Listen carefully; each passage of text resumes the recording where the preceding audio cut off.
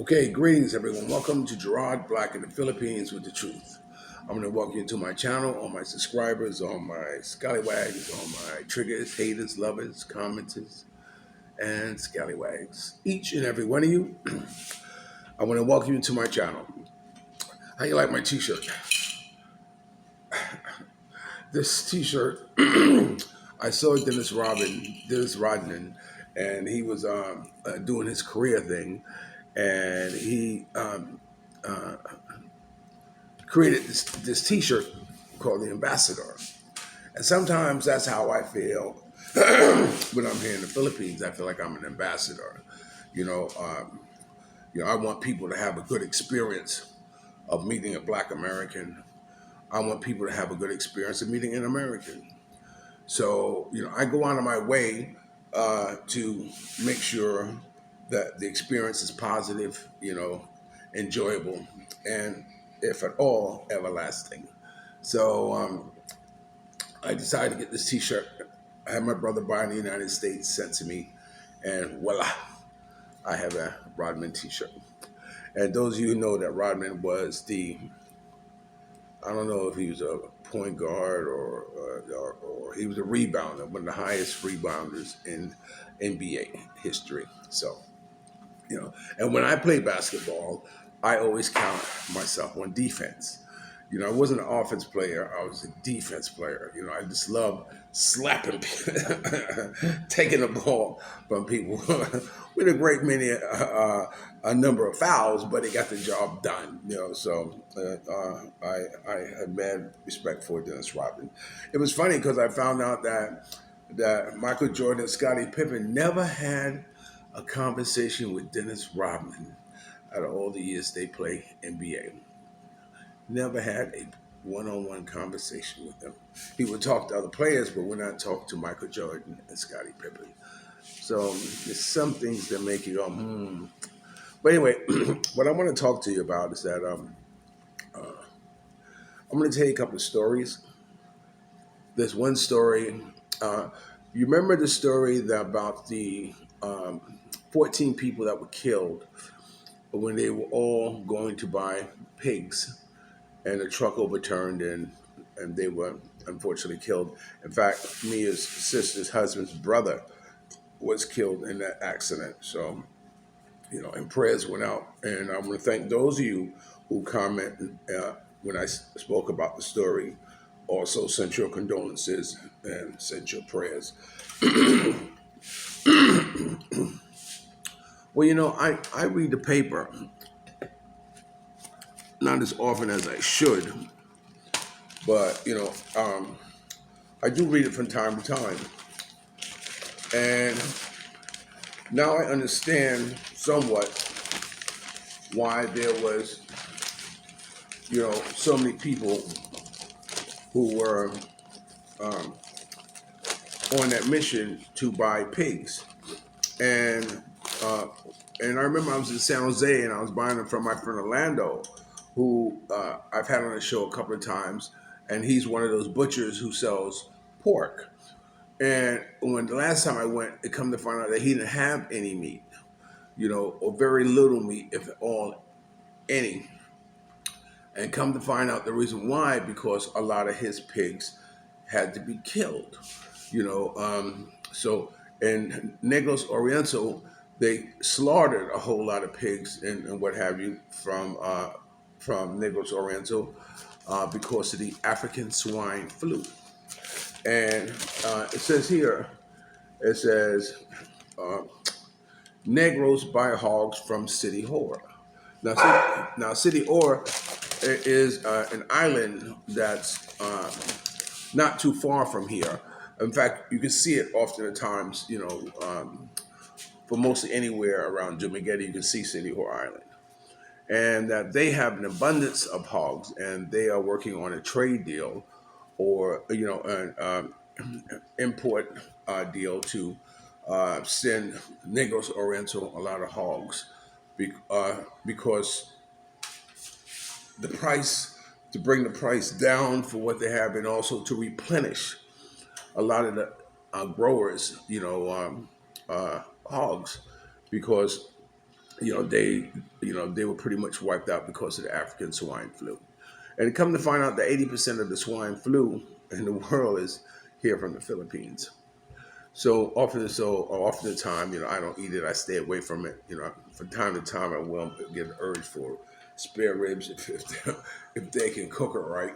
But that's always a challenge in my household. But anyway, be that as it may. When I was in Cebu, I used to live in city center. City center was kind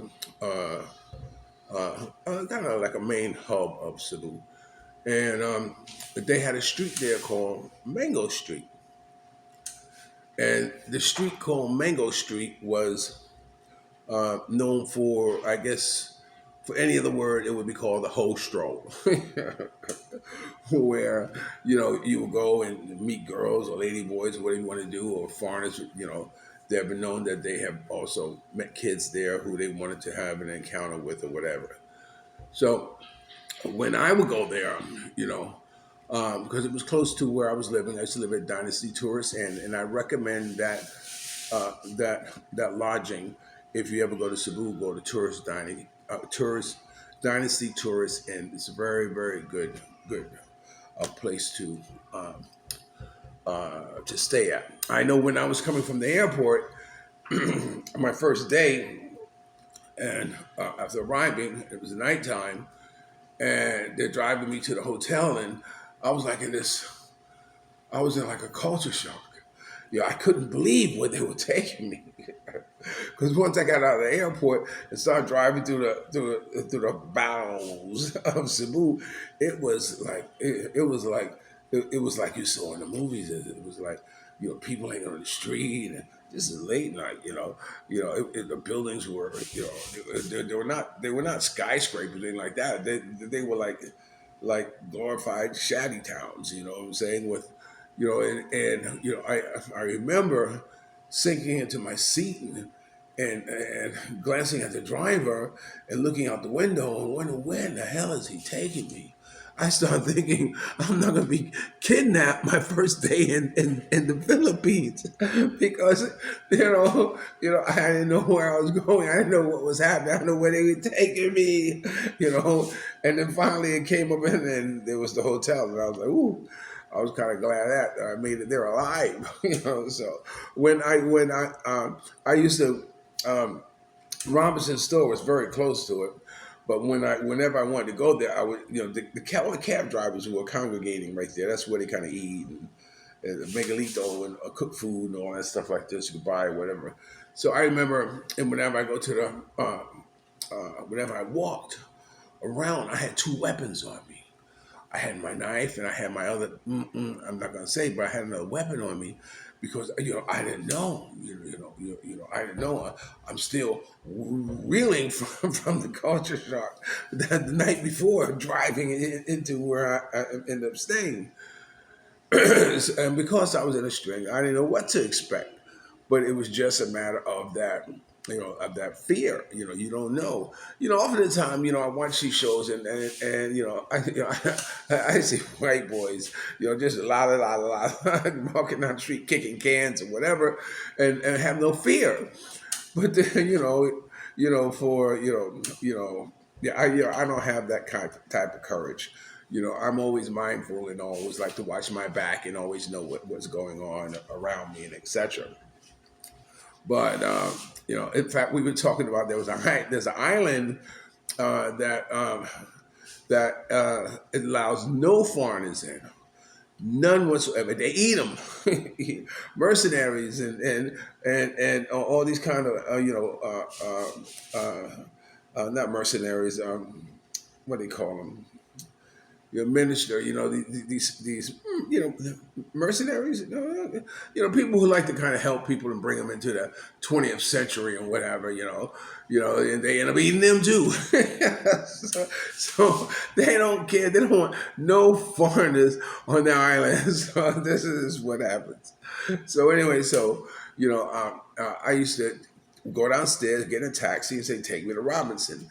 And I paid about 100 pesos or about 50 pesos, something like this. And Robinson was just, very close by. So one morning I was walking, going to Robinson, and this old woman came to me and she says, "Why you take taxi? Why don't you just walk?" And I felt like this small. I don't want to tell her that I was afraid. I remember, she said, "Why don't you just walk?" And so ever since then, I walk back and forth from Robinson. But and the strangest thing is that in Cebu, the streets are kind of like crossing the street in the Philippines was a trip on in itself. So I had a system that when I was crossing the street, I would walk behind old people and children. Because I wasn't I didn't feel that confident about the drivers in the Philippines or when they come around you can literally see them. I always thought they drove sideways. You know what I'm saying? They would be in the left hand lane and they want to go to the right, and they all just kind of swerve that way. So I used to say they drive sideways in Cebu. That's how I thought about how they drove. So what happened was that they had a sky walkway. A sky walkway is it's a walkway that you go up the stairs and like you walk across a bridge or to the other side and come down the stairs. I call it a sky walkway, and it had one of those. So I would walk up on it and I would stand right there in the middle of it, and that would be my perch. Every time I go, I would stand there, and it was the most breeziest place. And you watch the traffic go by, and you see the people on both sides. You see some of them wave at you and like this, make like this, like this, and it was okay. And I remember it was this one kid, you know, who I would see, and at this time I always kept candy in my pocket, and I always had change, and I'd give change. And which they later told me. Cop came to me and said, don't give nothing to the children. It says if you want to give, give at the organization. Do not give on the street. And I said, yeah, the hell with that. I know all about organizations. You're lucky if 10% of the proceeds go to the actual cause. So it was that. So it kind of shunned me away from giving money and candy to the kids. So anyway, so this one boy, I saw him in front of Robinson, and he was with this other person, and so it was a girl. So I said to him, I gave her money, and gave him money, and he was a lot younger, but you could tell he had a domineering personality. So when I gave her the money, he nudged her, and she gave it to him. And so I didn't think that. I said, well, everybody got to be ruled by somebody. So I didn't think nothing of it. I figured, that's that's what they do. So he said that this is my sister, or this is my brother, or something like this, or whatever. And so I said, okay, okay. So anyway, so he turned to me and said, "Ladyboy." I said, "Oh, really?" She doesn't speak much English. So Ladyboy, very nice, very good looking Ladyboy. And I'm saying, wow, wow. On a dark day and after a few shots of Hennessy, who knows what would have happened? So anyway, so I always, looked at her or him, a he, she. We call him he, she in the States. I looked at the he, she knowing that it's a he, she. So anyway, so one of those things. So one night I was at Mango Street. Now, when I go to Mango Street, I don't go there to get picked up. Excuse me, I don't get picked up. No, and where I go sit, I go sit, by the pimps and the players, and I sit there because why? Because all the girls would come back and report to them, so to speak, and so I would get to talk to them. So I would talk to a few, and I would ask them, "Do you want some ice cream?" And say, "Yeah, there's an ice cream parlor like right behind us, there on the host stroke." So I would take them inside and buy them ice cream, and we would sit and talk and all this stuff like this and whatever. And again, I was never one to be known as someone who would be picked up and walked away with. I never want to be a marked like that. So I would get to talk to him, and I said, "Look, you got a phone number?" I said, "Yeah, okay, well, give me your phone number. If I want your services, I give you a call." And that was how I moved. That was my CeeLo. And I go back and sit on the rail because it's like a rail. You know, with the other cats, and we'd be talking and laughing and pointing out shit. So anyway, so one day this he she came, the one I was telling you about earlier came, and I said, "Oh, how are you doing?" And I'm fine. I said, "Okay, good." I said, "Oh, yeah." She said, "You want to go?" I said, "No, no, no." I said, "You're a lady boy." He said, "Lady boy? I know Lady Boy." And she took my hand and put it there between her legs and said, "I'm not a Lady Boy." I said, "What? You're a girl?" I said, "Wow." Say nothing else. Hold on a sec. Okay, I had a call coming in. I said, say no more. Let's go."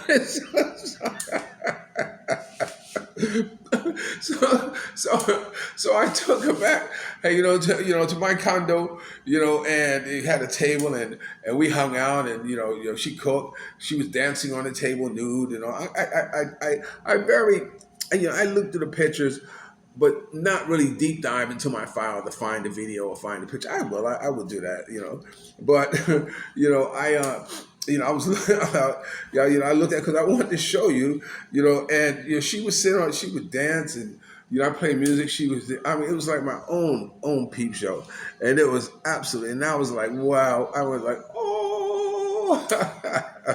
So this was one situation where you just never know. You just never know. You just never know what you're going to get. Life is like a box of chocolates. So I was very happy that this lady boy turned out to be not a lady boy, but a bona fide 101% woman. All right, this is Gerard back in the Philippines with the truth. Remember, dreams are nothing more than plans awaiting action. Never disrespect the elder, always pull someone up. And sometimes you're the only one to see your vision. And the best revenge in life is to live good. I'm living good today. I hope you are too. And if you're lucky enough to have a woman like Ali Woodson, formerly singing the Temptation One song, treat her like a lady.